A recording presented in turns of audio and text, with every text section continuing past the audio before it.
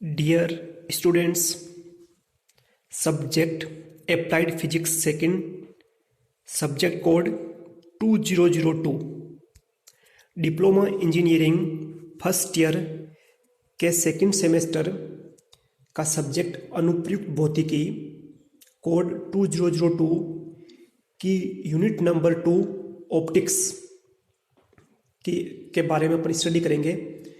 जो unit number 2 का syllabus अपने को दिया गया है 2.1, 2.2, 2.3 में, उसमें अपन इसका first topic 2.1 basic optical laws, इसके बारे में इस लेक्चर में स्टडी करेंगे।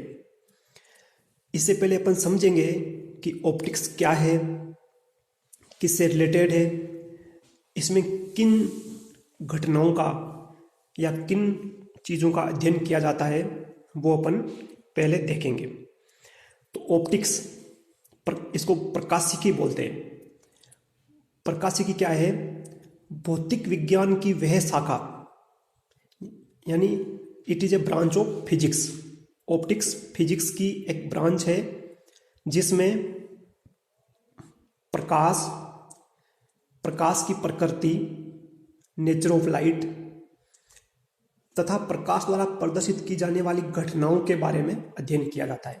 प्रकाशिकी कहलाती है, यानी भौतिक विज्ञान की वह शाखा जिसमें लाइट है, लाइट का नेचर है, या ऐसे कौन कौन सी घटनाएं घटती है उनका अध्ययन किया जाता है, ये प्रकाशिकी कहलाती है।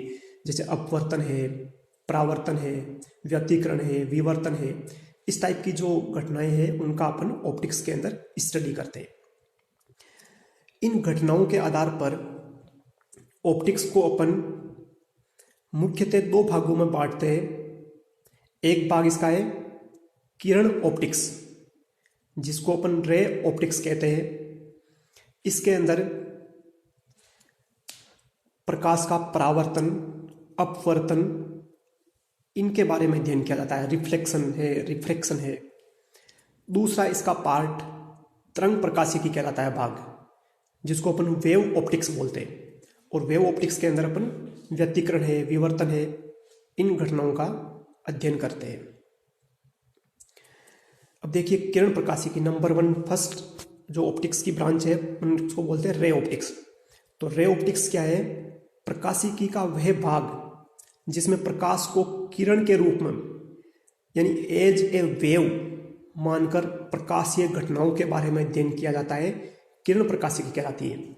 यानी ऑप्टिक्स का वह पार्ट जिसमें अपन लाइट को एज ए रे, यानी किरण के रूप में मानकर अध्ययन करते हैं, तो रे ऑप्टिक्स कहलाती है। दूसरा इसका भाग है तरंग प्रकाशिकी, वेव ऑप्टिक्स। प्रकाशिकी का वह भाग जिसमें प्रकाश को तरंग के रूप में एज ए वेव मानकर प्रकाशीय घटनाओं के बारे में अध्ययन किया जाता है, तरंग प्रकाशिकी कहलाती है।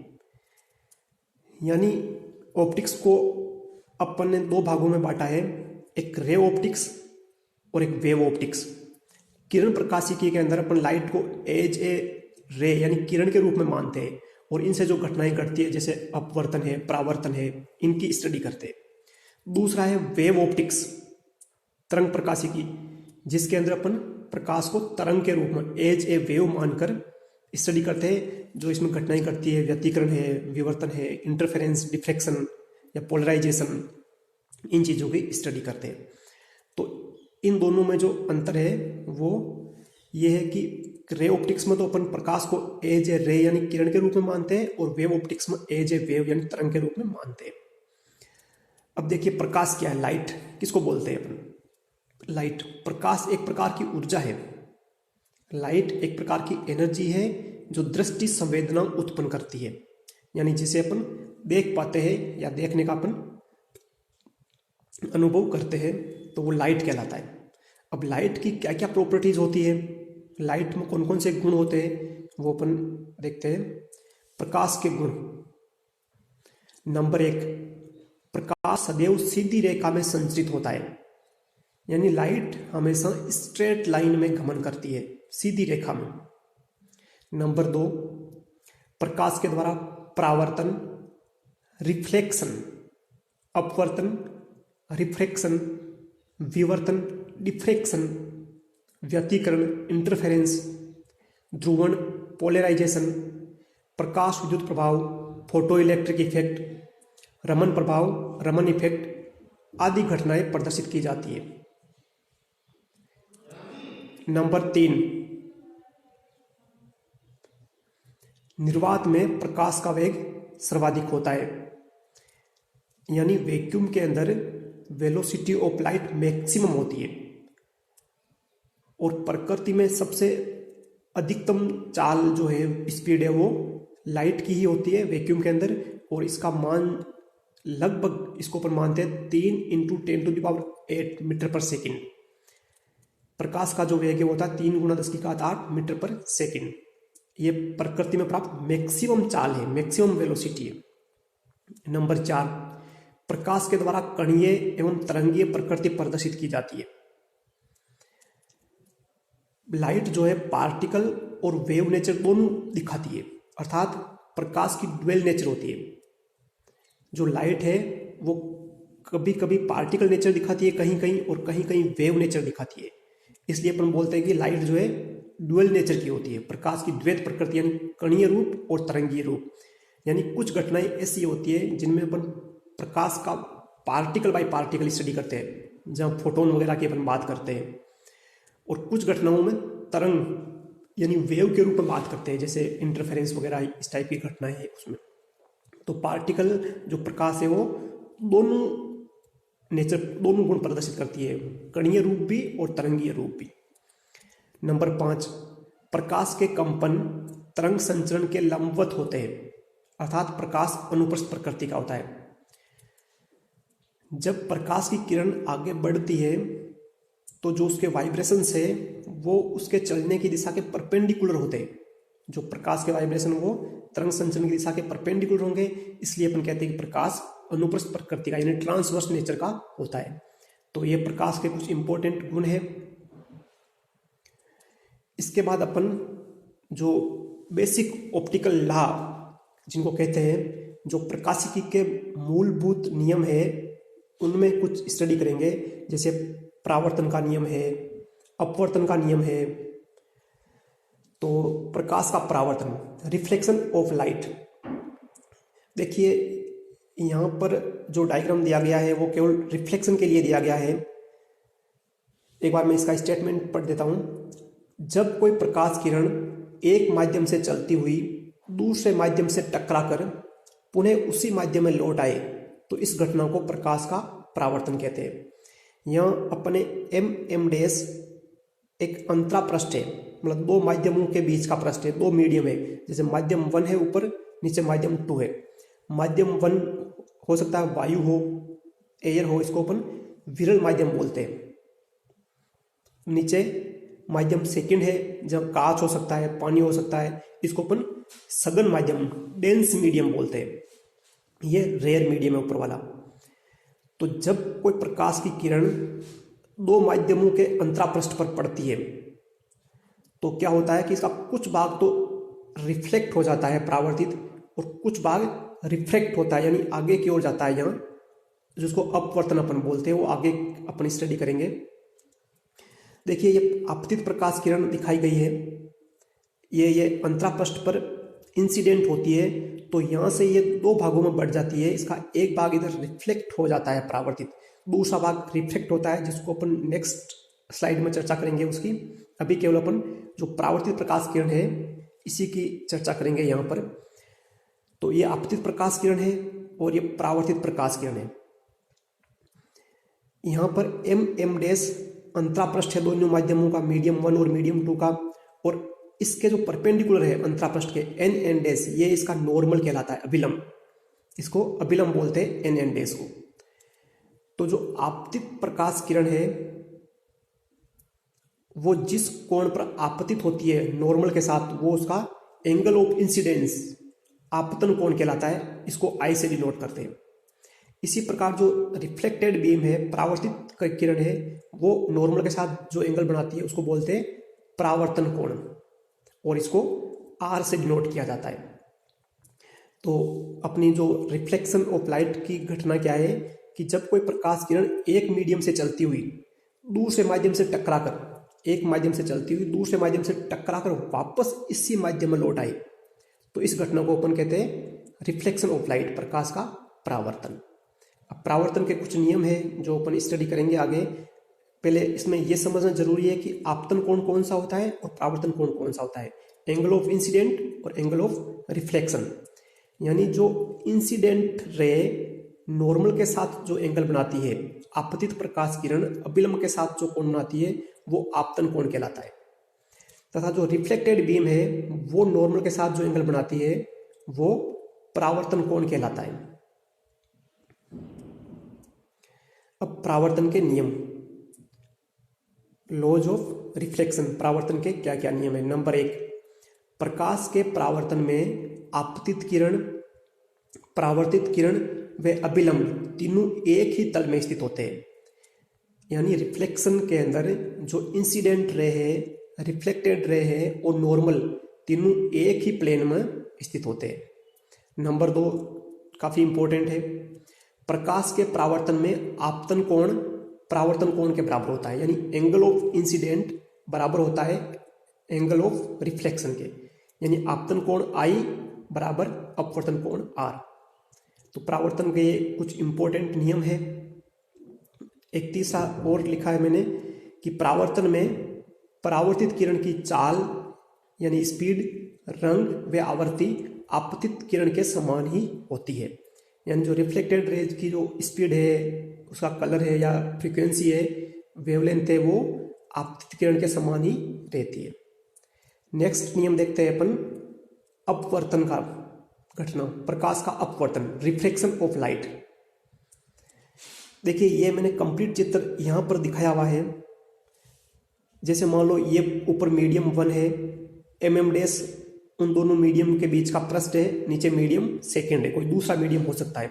ऊपर मान लो सघन विरल माध्यम है, नीचे सघन माध्यम है, ऊपर रेयर है, नीचे डेंस मीडियम है। तो जब कोई भी लाइट रे, प्रकाश की किरण इस इंटर स्पेस पर आपतित होती है तो वो यहाँ से जनरली 2 भागों में बढ़ जाती है। इसका कुछ भाग तो नीचे ट्रांसमिट होता है और कुछ भाग यहाँ से रिफ्लेक्ट होता है। हालांकि अपन ने रिफ्लेक्ट वाला पहले वाले स्लाइड में स्टडी कर लिया, तो इसलिए मैंने उसको यहाँ नहीं दिखाया है। यहाँ केवल जो ट्रांसमिटेड रे है, जो आगे अपवर्तित हो रही है, रिफ्लेक्ट हो रही है, उसी को दिखाया गया है। देखिए आपतित, जब कोई प्रकाश किरण एक माध्यम से दूसरे माध्यम में प्रवेश करती है तो उसके मूल पथ से विचलित हो जाने की घटना को प्रकाश का अपवर्तन कहते हैं। वो जो उसका मूल पथ है, पाथ है, उसे वो डिस्टर्ब हो जाती है, तो इस घटना को हम बोलेंगे प्रकाश का अपवर्तन। अब इस डायग्राम को थोड़ा समझने की कोशिश करिएगा। देखिए आपतित प्रकाश किरण, ये आपतित प्रकाश किरण है और ये नॉर्मल है NN' जो इस अंतरापृष्ठ के परपेंडिकुलर होता है। और आपतित प्रकाश किरण जो नॉर्मल के साथ कोण बनाती है वो कहलाता है आपतन कोण, एंगल ऑफ इंसिडेंट, जिसको अपन I से दिखाते हैं। अब मीडियम 2 में जब रे जाएगी तो अपने मूल पथ, जो इसकी डॉटेड लाइन है, इस पे जाना चाहिए वैसे इसको, जो इसकी लाइन है, प्रकाश स्ट्रेट लाइन में चलता है उस गुण के अनुसार, पर क्योंकि मीडियम चेंज है तो वहां पर ये किरण अपने मूल पथ से डिस्टर्ब हो जाती है। ये या तो नॉर्मल की ओर मुड़ जाती है या नॉर्मल से दूर भी हट जाती है, उसका भी अपन स्टडी करेंगे अभी। तो देखिए ये अपने मूल पथ से विचलित होकर नॉर्मल की ओर मुड़ गई है, इधर नीचे की ओर, इस तरफ ये। तो अपवर्तित किरण ये इधर मुड़ जाती है, तो और इस मुड़ने की घटना को अपन बोलते हैं प्रकाश का अपवर्तन। यहाँ पर जो एंगल R है वो एंगल ऑफ रिफ्लेक्शन, अपवर्तन कोण कहलाता है। अब अपन अपवर्तन के नियमों का स्टडी करेंगे। कौन कौन से नियम है अपवर्तन के नियम। नंबर 1, प्रकाश के अपवर्तन में आपतित किरण, अपवर्तित किरण व अभिलंब तीनों एक ही तल में स्थित होते हैं। यानी अपवर्तन के केस में भी जो इंसिडेंट रे है, रिफ्लेक्टेड रे है और नॉर्मल है, वो तीनों एक ही प्लेन में स्थित होते हैं। नंबर 2, स्नेल का नियम, ये इंपॉर्टेंट है काफी, इसको ध्यान में रखना है। इस नियम के अनुसार आपतन कोण की जा का मीन्स साइन थीटा, साइन लेंगे अपन उसका। इस नियम के अनुसार आपतन कोण की जा व अपवर्तन कोण की जा का अनुपात नियत रहता है, जिसे अपवर्तनांक, रिफ्रैक्टिव इंडेक्स कहते हैं। यानी साइन I ये इंसिडेंट एंगल की जा हो गई, यानी साइन I, साइन R का मतलब है अपवर्तन कोण की जा। तो sine I upon sine R बराबर होता है नियंतांक कांस्टेंट, जिसको N2 N21 से दिखाते हैं। अभी N21 को देखेंगे अपन, नीचे क्या लिखा है, इसको N2/N1 भी लिखते हैं। N2 क्या है, माध्यम 2 का अपवर्तनांक, N1 माध्यम 1 का अपवर्तनांक, बराबर C1/C2 भी लिखते हैं। यहाँ पर देखो C1 क्या है, माध्यम 1 में प्रकाश की चाल, और C2 है माध्यम 2 में प्रकाश की चाल, और ये बराबर होता है λ1/λ2। ये वेवलेंथ होती है प्रकाश की किरण की। माध्यम 1 में वेवलेंथ क्या है, तरंग दैर्घ्य कितना है, और माध्यम 2 में उसकी वेवलेंथ है वो λ2 है। देखिए दिखाया गया जहाँ N21 माध्यम 1 के सापेक्ष माध्यम 2 का अपवर्तनांक कहलाता है, और N1 व N2 क्या है, क्रम से माध्यम 1 व 2 के निरपेक्ष अपवर्तनांक है। N1 माध्यम 1 का रिफ्लेक्टिव इंडेक्स है, और N2 माध्यम 2 का है। ऐसे ही C1 व C2 क्रम से माध्यम 1 व 2 में प्रकाश के वेग है। C1 मीडियम 1 में वेलोसिटी है, और C2 मीडियम 2 में वेलोसिटी है। ऐसे λ1 और λ2 1 और 2 में प्रकाश की वेवलेंथ है, तरंग दैर्घ्य। तो ये फॉर्मूला काफी इंपॉर्टेंट है स्नेल के नियम का, इसको बिल्कुल अपने को ध्यान रखना है। sin I/sin R बराबर N21 बराबर N2/N1 बराबर C1/C2 बराबर λ1/λ2। ये अपवर्तन के 2 इंपॉर्टेंट नियम है।